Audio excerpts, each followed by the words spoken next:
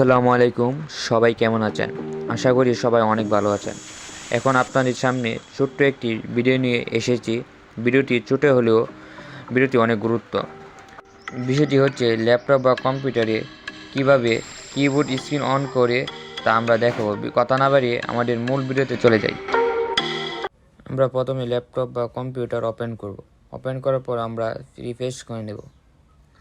Refresh করে নেওয়ার পর আমরা চার্জ দেব।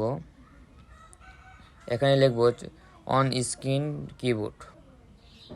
চলে এসেছে এখানে। এখন আমরা এদিকে রাইট বাটন ক্লিক করব। ক্লিক করার পর ওপেন ফাইল লুক টিপ দিব। টিপ দেওয়ার আরেকটি ফাইলে চলে আসে। এখানে আবার রাইট বাটনে ক্লিক করব। ক্লিক করার পর আমরা কপি করে নেব। কপি করে আমরা এখান থেকে এই ফাইল থেকে কেটে ফেলবো। কেটে নেওয়ার পর আমরা আবার রাইট বাটনে ক্লিক করব। ক্লিক করার পর আমরা পোস্ট করে দেব। পোস্ট করে দেওয়ার পর দেখেন আমাদের সামনে ফাইলটি চলে এসেছে। এখন আমরা এই ফাইলটি ওপেন করব।